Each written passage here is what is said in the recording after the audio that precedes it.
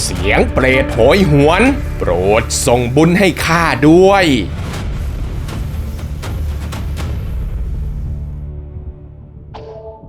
สวัสดีครับทุกคนครับผมนิกเองครับ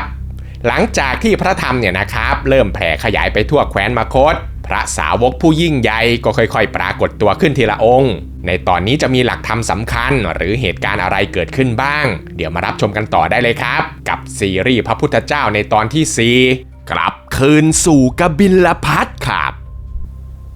ติดต่อโฆษณาได้ที่ contactme.doodi@gmail.com สนับสนุนหลักพันรวมสืบสารตำนานให้คงอยู่สืบไปหลังจากที่พระพุทธเจ้าได้พระโมคคัลลานะและพระสารีบุตรมาเป็นอัครสาวกเบื้องขวาและเบื้องซ้ายเพียงไม่นานหลังจากนั้นพระพุทธเจ้าก็ได้อุปสมบทพระมหากัจจายนะชายผู้มีผิวพรรณผุดผ่องและรูปงามคล้ายคลึงกับพระพุทธเจ้าแต่ในภายหลังนั้นพระมหากัจจายนะได้เปลี่ยนรูปร่างของตนเองเป็นพระที่มีรูปร่างอ้วนท้วมเพื่อไม่ให้ผู้คนที่พบเห็นเข้าใจผิดว่าท่านเนี่ยเป็นพระพุทธเจ้าซึ่งพระมหากัจจายนะนั้นนะครับเป็นพระที่มีปัญญามากสามารถอธิบายเรื่องยากให้เข้าใจง่ายพระพุทธเจ้าจึงยกย่องพระมหากัจจายนะว่าเป็นเอตทัคคะผู้เลิศในด้านการอธิบายความย่อให้พิสดารหลังจากที่พระพุทธเจ้าตรัสรู้ได้9 เดือนแล้วนะครับในวันขึ้น15 ค่ำเดือน3ณวัดเวรุวันมหาวิหารกรุงราชคฤห์ก็ได้เกิดเหตุอัศจรรย์ครั้งสำคัญขึ้นในวันนั้นได้มีการประชุมใหญ่ของพระสาวกโดยมีพระสาวกจำนวน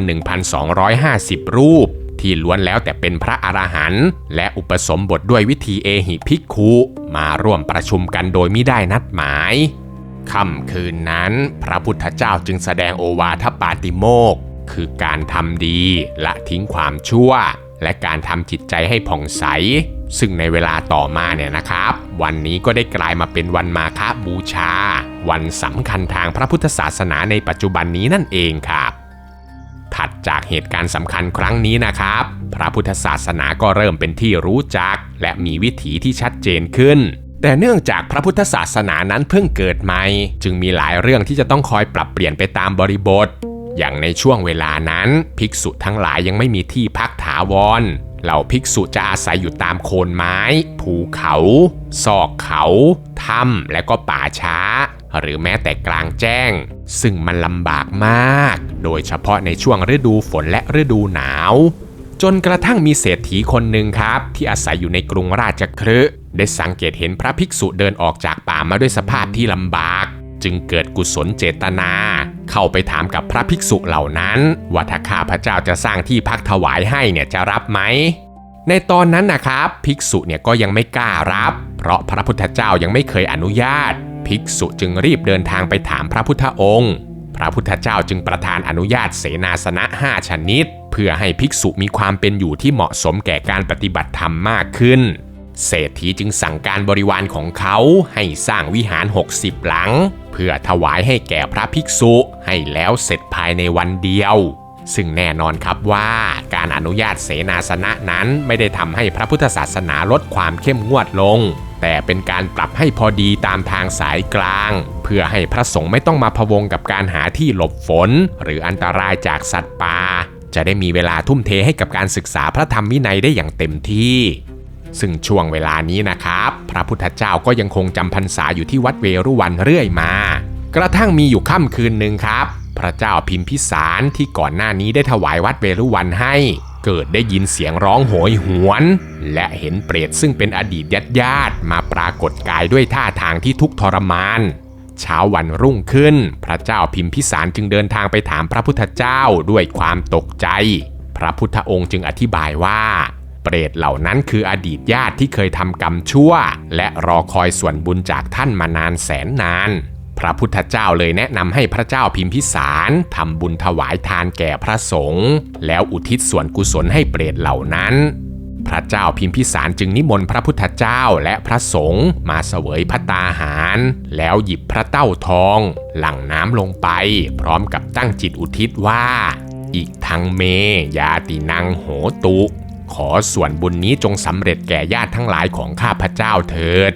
ทันทีที่หยดน้ำสัมผัสกับพื้นดินและคำอุทิศจบลงบรรดาเปรตพระญาติของพระเจ้าพิมพิสารก็ได้พ้นจากสภาพหิวโหยมีร่างกายผ่องใส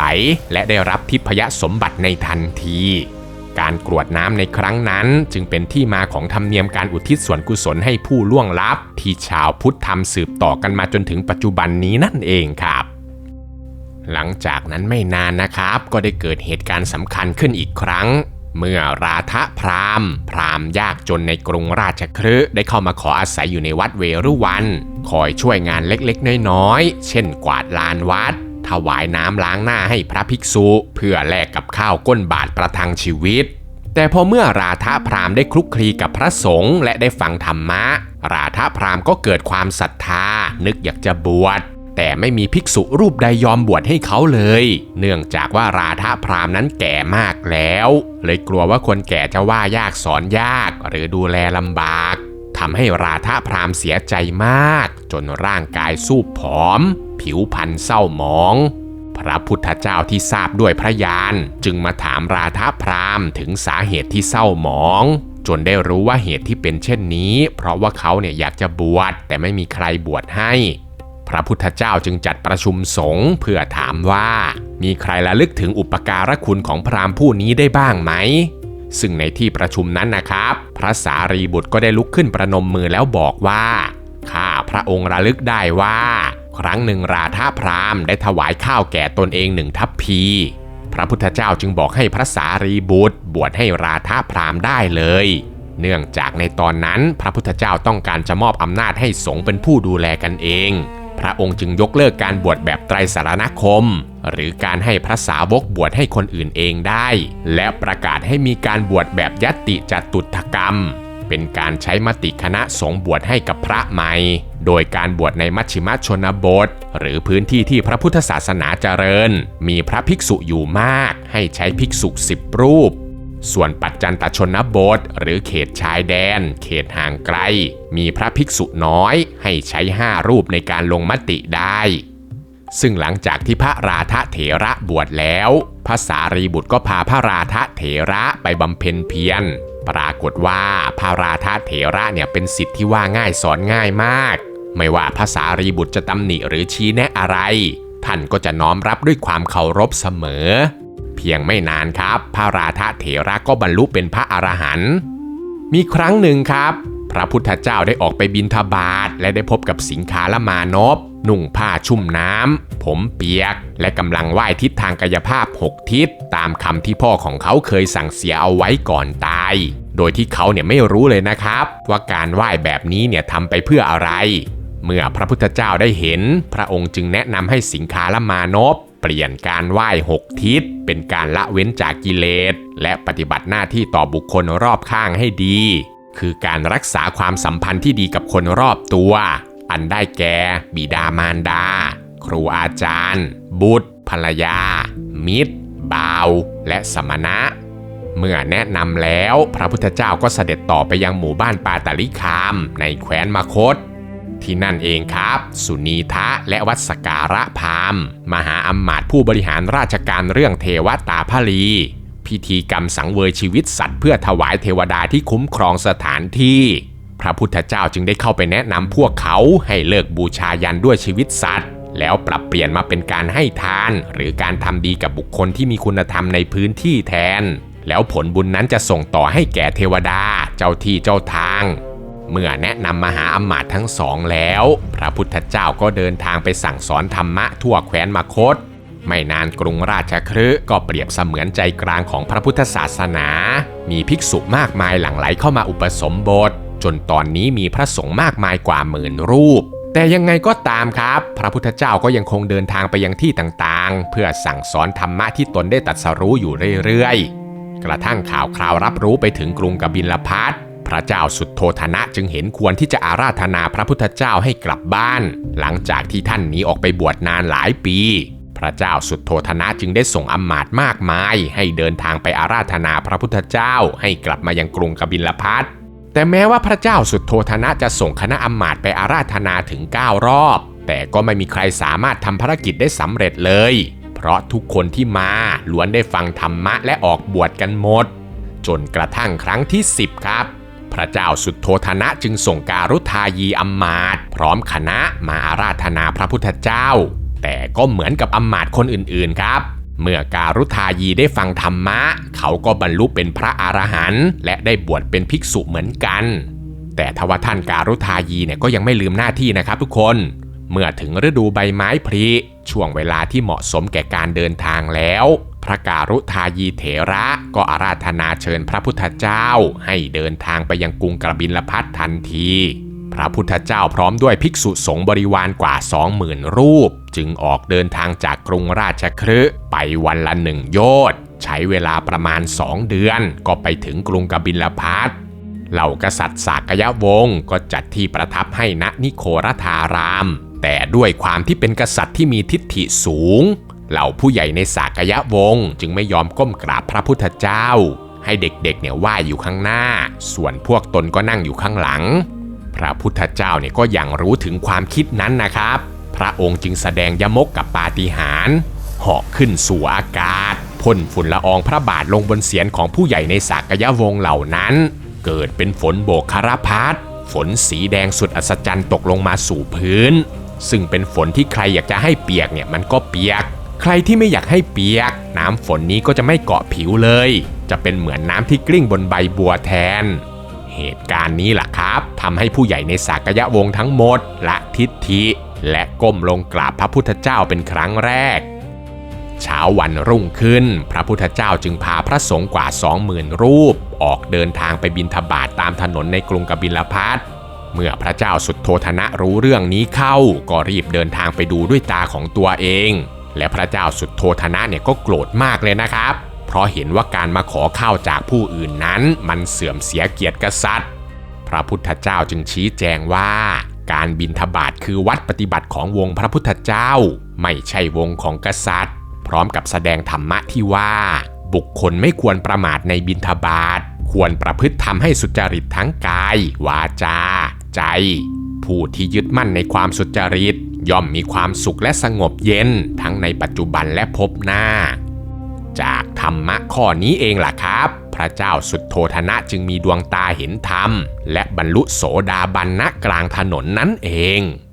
กระทั่งผ่านไป3 วันครับที่กรุงกบิลพัสเจ้าชายนันทะโอรสของพระเจ้าสุทโธทนะกับพระนางมหาประชาบดีโคตมีก็ได้เข้าวิวากับนางชนบทกัลยาณีพระพุทธเจ้าพร้อมกับพระสาวกจึงถูกอาราธนาให้ไปรับภัตตาหารในงานวิวาเมื่อเสร็จสิ้นพิธีต่างๆเรียบร้อยแล้วพระพุทธเจ้าก็ได้ยื่นบาตรนั้นให้นันทะได้ถือแล้วเดินตามไปจนถึงนิโครธารามโดยตลอดทางเนี่ยไม่พูดอะไรเลยนะครับด้วยความเคารพต่อพี่ชายเจ้าชายนันทะก็เดินตามไปจนถึงที่พักตอนนั้นเองพระพุทธเจ้าก็ได้ถามกับนันทะสั้นๆว่านันทะเธอจะบวชไหมและก็ด้วยความเกรงใจอีกนี่แหละครับเจ้าชายนันทะจึงตอบตกลงว่าจะบวชและเขาก็ได้บวชไปในที่สุดแต่พอบวชเข้ามาแล้วเนี่ยนะครับพระนันทะกลับไม่มีความสุขเลยเพราะเขาคิดถึงคนรักคิดแต่อยากจะศึกพระพุทธเจ้าจึงพาเขาไปดูนางอัปสร500 นางบนสวรรค์เพื่อให้นันทะเปรียบเทียบความงามพร้อมกับทำสัญญากับพระนันทะว่าถ้าหากพระนันทะตั้งใจปฏิบัติธรรมจนบรรลุธรรมแล้วเขาจะได้นางอัปสร500 นางนี้เป็นรางวัลพระนันทะที่ยังยึดติดในกามจึงตั้งหน้าตั้งตาทำสมาธิอย่างหนักแต่ทว่าเมื่อข่าวนี้แพร่สะพัดไปทั่วหมู่สงฆ์พระนันทะก็เกิดความละอายใจและสลดใจเหมือนกับเขาเนี่ยถูกจ้างให้มาบวชเพื่อแลกกับนางอัปสรพระนันทะจึงเลิกคิดถึงนางอัปสรแล้วหันมาพิจารณาภาวะธรรมอย่างจริงจังเลิกยึดติดในกามจนสุดท้ายนะครับพระนันทะก็บรรลุเป็นพระอรหันต์ไปในที่สุดครับด้านพระพุทธเจ้าหลังจากที่เสด็จมาอยู่กรุงกบิลพัสได้7 วันแล้วพระนางยโสธาราก็แนะนำให้ราหุลในวัย7 พรรษาให้ไปเข้าเฝ้าบิดาเพื่อขอมรดกในฐานะรัชทายาทผู้ครองราชย์ต่อไปราหุลกุมารจึงเดินทางมาหาพ่อและก็เดินตามพระพุทธเจ้าไปเรื่อยๆเพื่อขอมรดกพระพุทธองค์จึงมอบอริยทรัพย์ธรรมะที่พระองค์ได้ตรัสรู้มาเป็นทรัพย์อันประเสริฐภายในจิตใจ แล้วก็ให้พระสารีบุตรบรรพชาราหุลกุมารเป็นสามเณรองค์แรกในพระพุทธศาสนาเหตุการณ์นี้แหละครับทำให้พระเจ้าสุทโธทนะเสียใจมากเพราะพระองค์หวังว่าจะให้หลานชายได้ครองราชย์พระเจ้าสุทโธทนะจึงขอพรจากพระพุทธเจ้าว่าต่อแต่นี้ไปลูกหลานใครจะบวชขอให้ต้องได้รับอนุญาตจากพ่อแม่ซะก่อนและพรข้อนี้ก็ได้กลายมาเป็นวินัยสงฆ์เรื่อยมาจนถึงทุกวันนี้เลยล่ะครับเรื่องราวของพระพุทธเจ้ายังคงเดินหน้าต่อไปเพราะเมื่อพระศาสนาเริ่มมั่นคงความขัดแย้งการแสดงฤทธิ์ของเหล่าสงฆ์ก็เริ่มปรากฏในห้วงเวลาช่วงสุดท้ายของพระพุทธเจ้าจะเป็นยังไงเดี๋ยวมารับชมกันต่อในวันศุกร์หน้านะครับ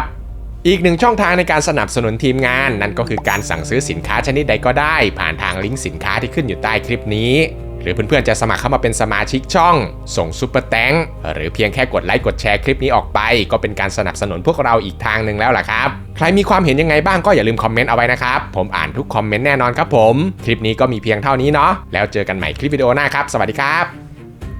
บ๊ายบาย